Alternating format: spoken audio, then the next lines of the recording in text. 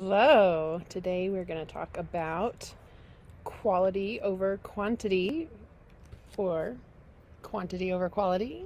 Which one is better? And my name is Alyssa. I'm an authenticity coach with Awaken Authenticity, and I'm happy to be here today. I'm coming to you from Idlewild, which is a quaint little mountain town in the mountains above Palm Springs to the east of and kind of in the middle of between LA and San Diego. And I am having a beautiful, beautiful day. I wish you could see it. It's lots of bird life out here and great trees, and it's lovely. It's so lovely. If you're here catching me on the replay, let me know. If you're here live, let me know. Say hello. Okay, quantity, quality, which one's better? I think most of my life I have been in camp quality. I think that when I was a dancer, I really strove for excellent, technique.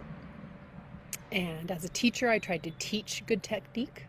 And it was really important to me that people associate my work with quality. And I still very much think that that is important. But I'm starting to recognize the benefit of quality also. I mean, quantity. I'm just so pre-ingrained to say quality. Yeah, quantity has its place. Where do you think that might be? Take a little guess. If you're watching on the replay, pause it for a second and type in what you think might be when quantity is important over quality. Okay. I have told myself for many years that I'm not a perfectionist, and that my perfectionist friends were really hard on themselves, and I didn't want to be that hard on myself. I have perfectionist friends who are world level, world class athletes, world class performers, and I have seen the mental toll that it takes on them. And so I always strove to achieve the quality that they exude, but without sacrificing my mental health. And it turns out you can't really do that necessarily. And so even though I'm not a world-class fill in the blank in anything, it turns out I'm still a perfectionist. I told myself that if I wasn't world class, that I wasn't a perfectionist, and that's not true, turns out. Perhaps you also feel this. If you do, please own up. Type perfectionist in the comments if you also identify with that.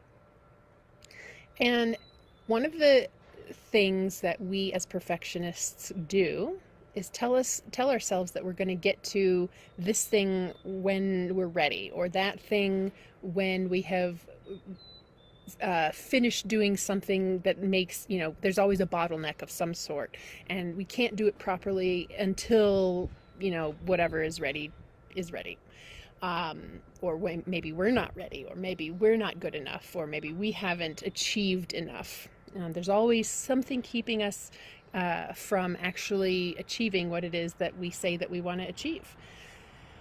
And I mean, that is true for me in many ways. I've got a bazillion projects on the back burner, but I also am somebody who wants to make good on the promises that I provide for myself. In order to do that, sometimes the solution is to produce more rather than the perfect thing. One example is recording these live videos for you guys. I keep thinking I'll do several a week, and I'm lucky if I do one a week. And I think that even if I'm not motivated to present you with specific material, usually when I start going live, I've got something to say, and it always surprises me that I've got something to say. And so this is a perfect example of when quantity is perhaps better than quality. And not necessarily because everything that I put out is life-changing or super insightful, because I have no I know that that's not true. But it's more likely to be true that someone will find something of value the more videos that I put out.